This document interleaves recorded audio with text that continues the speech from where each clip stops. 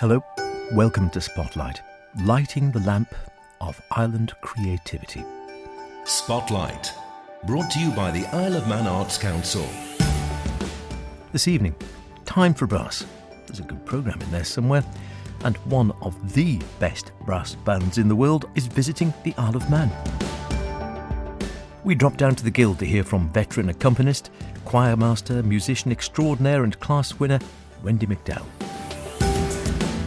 And hear a bit more from Carl Parker about the challenges of staging good plays in the island's theatres. Remember, do get in touch with any creative artistic endeavours you may be involved in, planning, hoping to create, or would really like to put in the spotlight. That's this programme, by the way. Poetic, visual, theatrical, musical, literary, mime, ceramics, you name it, get in touch. Spotlight at manxradio.com, Howard Kane at manxradio.com. I'll read them both. Well, bearing in mind how popular it is, and what a good reputation the island has in the genre, brass bands and the music they feature aren't on Spotlight as oft as they ought to be.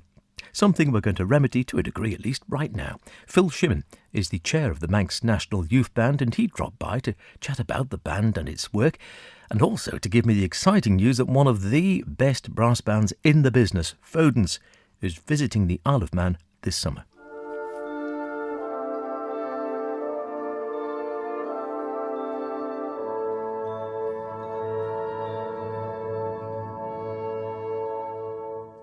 They're coming over on Saturday the 15th of July, and we've invited them to come and perform a concert at the Royal Hall. It's very exciting. Some may remember they came in 2017 and performed an outstanding concert in the Royal Hall, so it'll be great to see them again. We have played with them before, and we're hoping to do a couple of numbers with them on this occasion as well, so lots to look forward to. So that's an amazing thing then. So the Manx Youth Band actually playing with Foden, so you get, some of the young guys and girls in the band, they get to play with some of the best in the business.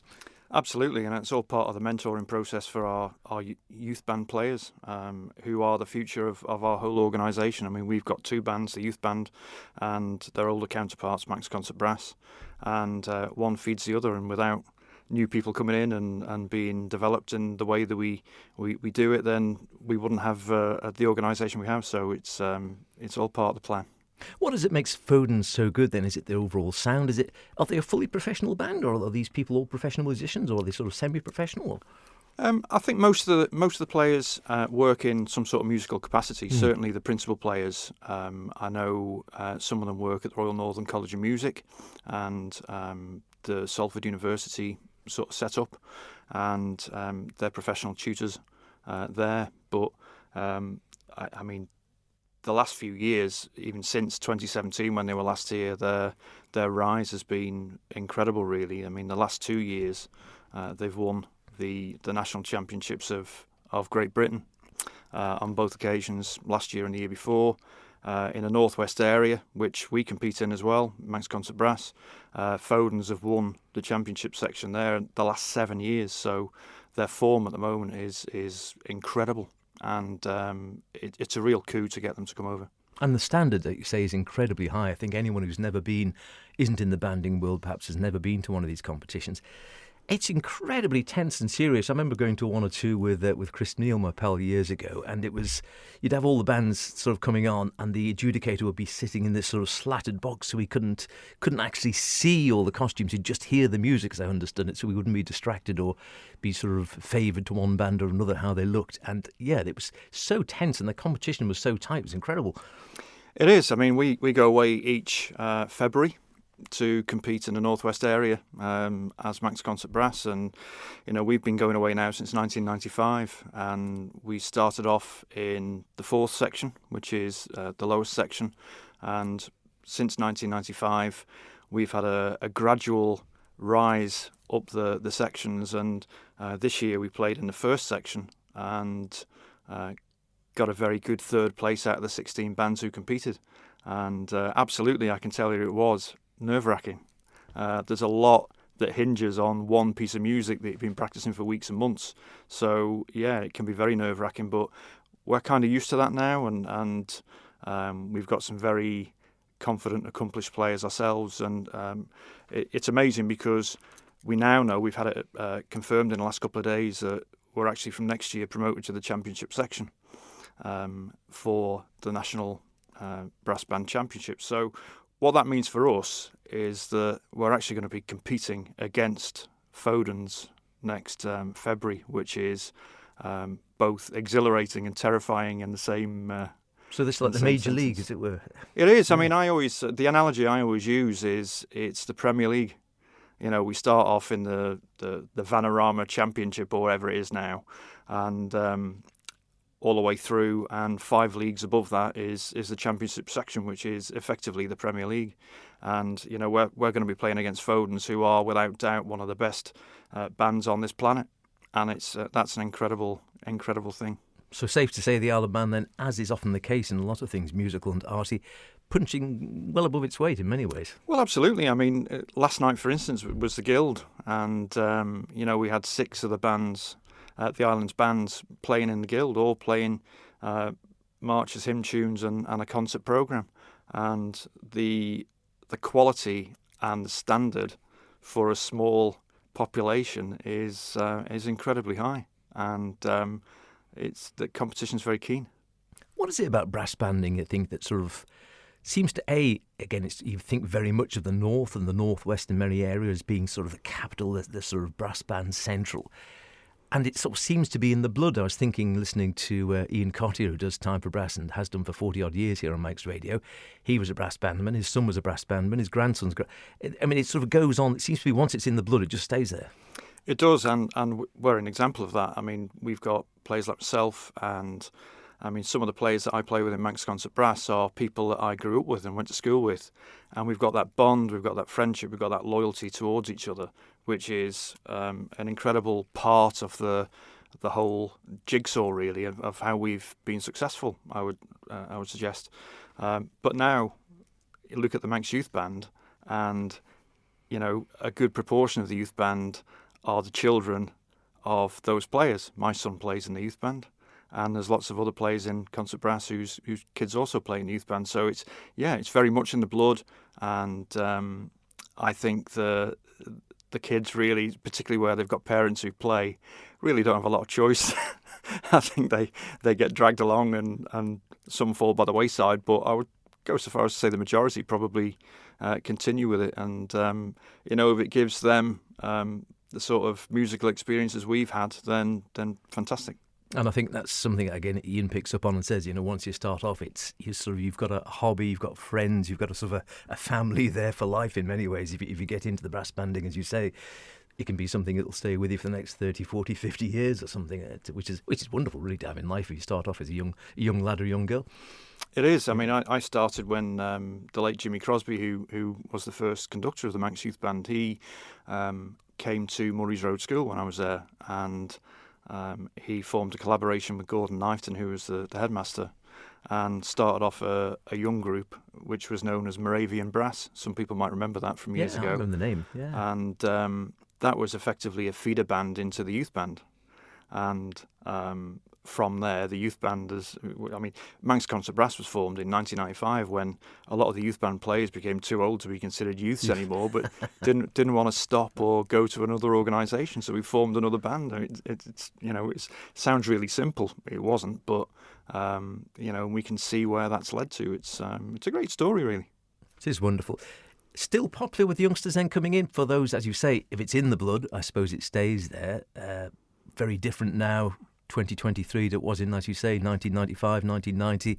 You've got social media, you've got all these other distractions for youngsters coming through. Do you still get sort of new blood coming through from perhaps outside of the brass band and the banding fraternity? We do. A lot of it's word of mouth. I mean, there'll probably be people who were sat in the audience last night at the Royal Hall who would probably think, I'd love to get my kids involved. And we're open to people contacting us and asking whether they can come along on a Saturday morning to our band room and have a go. The tuition is free. They'll get provided with an instrument, and it's a great thing for kids to do. You're right. There's lots of other competing demands these days. You know, so much going on in the world of sport on the island, and so many more things going on for kids. But our challenge really is to make sure we've still got people coming in through our door to support the numbers that we need to make it happen for the youth band. So it's certainly more challenging than it used to be in terms of getting people through the door. But we've got some ideas for the future as to how we might have a more regular number of kids coming through the door. And that, I was referring to how I started at Murray's Road School, but we're in talks at the moment with one of the schools about having a similar sort of setup, and that will feed into the youth band hopefully and keep it going. So Foden's, this concert itself with Foden's a bit of a fundraiser for the band, because as you say, no one's in there to get rich, lots of volunteer and thousands of hours going in, but obviously, as you say, the tuition, handing spaces, the instruments themselves aren't cheap. When kids are coming along, they won't have a trumpet or a cornet as such, and so they need an instrument to play. All this costs.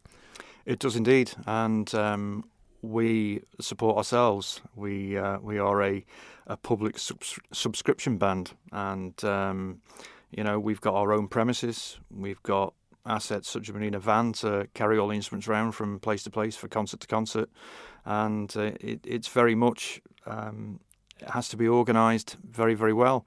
But what we have got at the moment, we do have quite a lot of instruments ready to be handed out. So if people are interested in bringing the kids along, then make contact with us. We're on Facebook, on Messenger.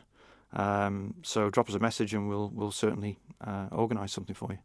Terrific stuff. It's always been, like I said, a wonderful hobby. The number of friends I've known who have been in it and have stayed with it for ages, or even leave it for a while and come back again. It's terrific. So Foden's coming up the Villa Marina, plenty of time, July the 15th. People want to get along, do they book via the Villa? They do. They can book via the Villa box office, or they can go online and book the tickets online.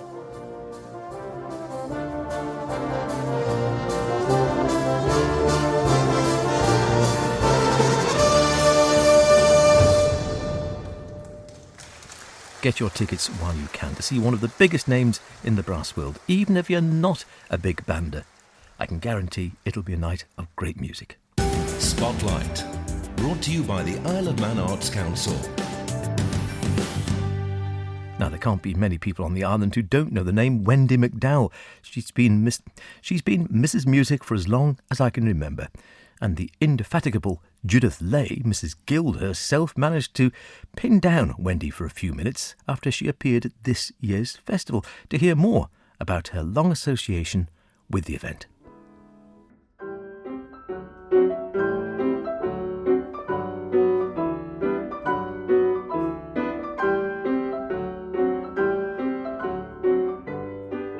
Wendy McDowell, by any stretch of the imagination, Wendy, you are quite an exceptional person. You're a teacher, you're an official accompanist, and then the other day you were a competitor as well, and swiped with the Piano Duet Trophy playing with Kath Blackburn. The Guild has always been a big part of your life, hasn't it? Absolutely. Well, take us back to early days when you were a little 7-year-old. What do you remember about that, Wendy?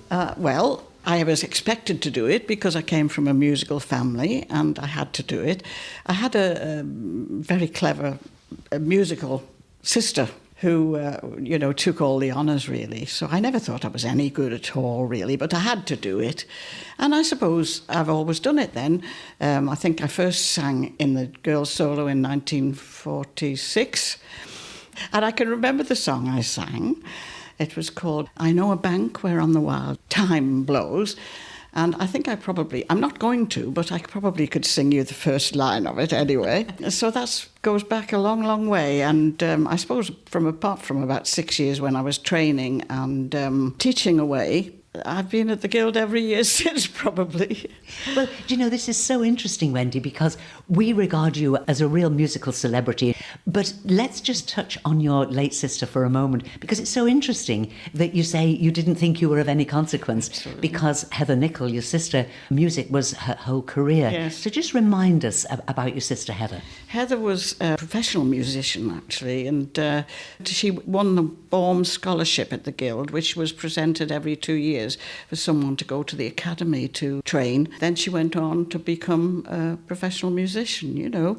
She did all sorts of things, but she did actually do 6 years with Ivy Benson, which she liked very, very much. Unfortunately, she had diabetes from about 11 years old, and it was type 1, so she had to inject. And nowadays they've got such wonderful treatments and so on.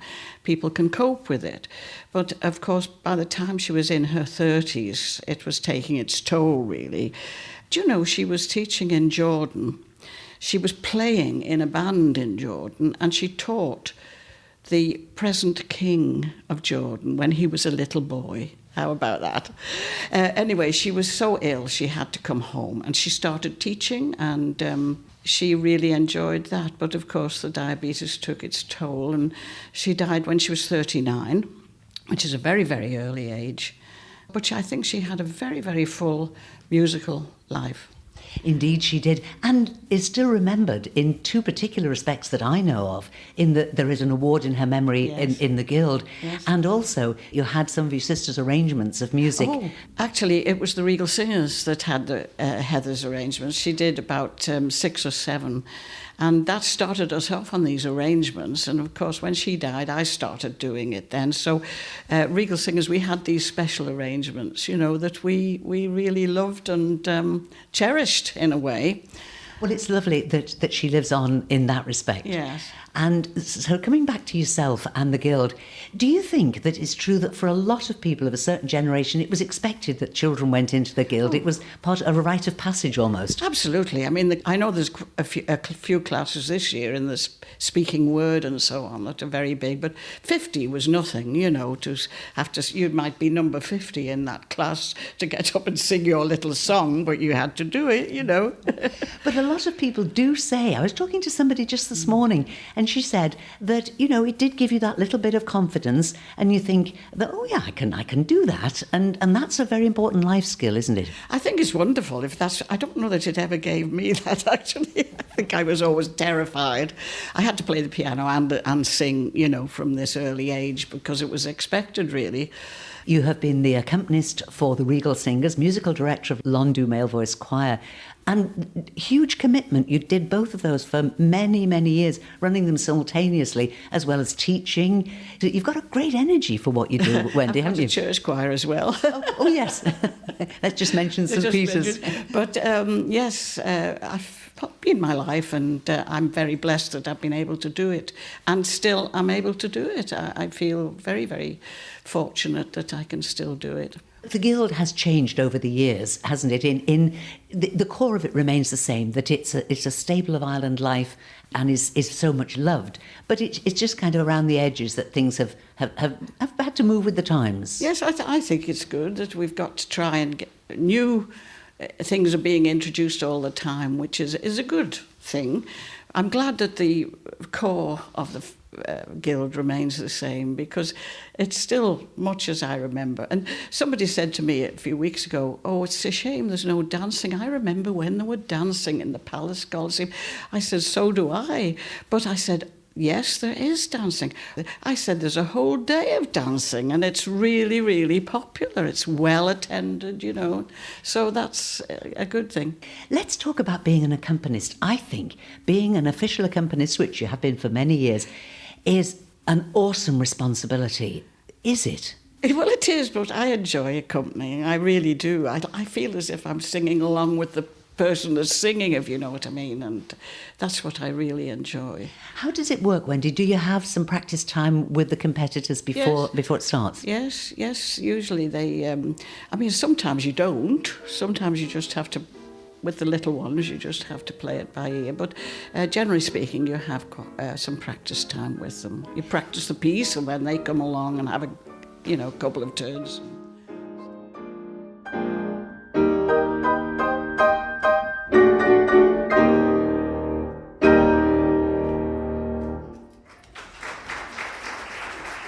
What a Guild record Wendy has. It's difficult to imagine many musical events which involve piano or choirs or musicals or shows or students or teaching, the list goes on, in which Wendy hasn't been or still is involved. We'll hear more of that lovely little chat with Wendy next week. Thanks ever so to St Judith Lay for organising that. Don't forget, if you want to catch up with everything that's been going on at this year's Guild, check out Today at the Guild. It's on this evening, tomorrow and Friday, 9 p.m, here on Manx Radio. You can hear Judith on The Breakfast Show with Ben, with a little brief précis of what's been going on. And of course, there's the podcast you can download and listen where and when you want. Terrific stuff. There's also videos. There's everything, basically. We heard from Carl Parker of Parker and Snell the other week, ahead of their production of The Railway Children at the Gaiety. Whilst he was in the studio, we chatted more about the generalities of production and the direction of straight plays on the island. Never an easy thing at the best of times. And indeed the issues of casting, something which Carl admitted in which he'd been quite lucky. I think, one of the good things is we've never sort of suffered with not being able to cast a play or a show.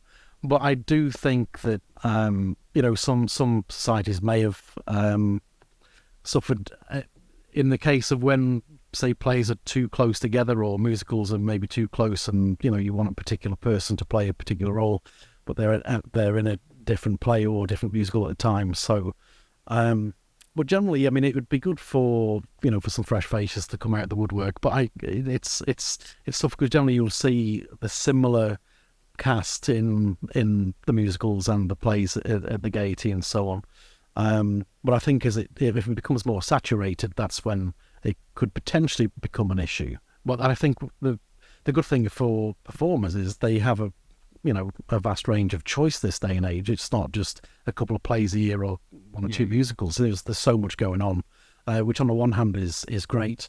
It's just, I think it's a question of what product you do and whether the actor is interested in being part of that. And I suppose that's the other thing, isn't it? Because sometimes, like you see, you've got to decide what you're going to put on. On the one hand, you need something that are going to give the actors and actresses a bit of a challenge that people want to perform, which doesn't always correlate directly with what puts bums on seats. No, absolutely. And, we've danced along the wire for the last, over a decade now, where you have to get the fine balance between something that is going to sell to make sure you cover your costs, but something that may be slightly more challenging, something that you'd like to do. But I'll give you an example. We would love to do more sort of Tennessee Williams, Joe Orton, Harold Pinter, those types of plays, but at the Gaiety with the costs and so on, you'd be hard pushed trying to cover your costs. So, we would like to offer even more sort of diverse and, plays that have, a lot more substance than, say, Father Ted, which we did a few years back. Father Ted bums on seats, but it's, it's not Chekhov or it's not, Shakespeare and so on. So, yeah, it is difficult. And the thing is with musicals generally get a bigger audience than plays. That's just a given. It's just the nature of entertainment. Musicals, it's easier to sort of keep an audience entertained. There's a song, there's a routine, there's a bit of acting, bit of a storyline, then it's back into a big routine, especially if the audience knows the musical numbers that are coming up and so on. With a play, it's different. People's attention spans aren't what they used to be. I can't speak for everyone, but I know even for myself, it's like, previously you could focus for a long time. Now it's like a few seconds and you're bored. So that's the challenge you've got with straight drama or, normal theatre, because you have to keep an audience entertained. The thing you can't always tell is when you put something on, just how well it's going to play, even with much of planning beforehand. And you mentioned To Kill a Mockingbird there. A straight play, hard-hitting, pulls no punches. It's a difficult subject for some people to sit and talk about, and yet audiences were brilliant. Yeah, they were. And again, it's that was a play that we did, which got really good audiences. I think it was about over 2,000 audience, or 2,500 audience for To Kill a Mockingbird, which is really good for a particular play. Yes, a hard-hitting and filled with the racism that's in the story. It was kept to the original. We didn't cut anything out. But yeah, it was a good play to have. Yeah, but they're few and far between. And we'll catch up with Carl again later in the year to see what he's up to. That's about it for this week. Don't forget, if you want to hear anything again, go to maxradio.com, download the Spotlight podcast, listen where and when you want. Why not try it while practicing your didgeridoo for next year's Anything Goes class in the Guild? See you next week. Look after yourselves, and whatever you're doing, be creative about it. Cheerio.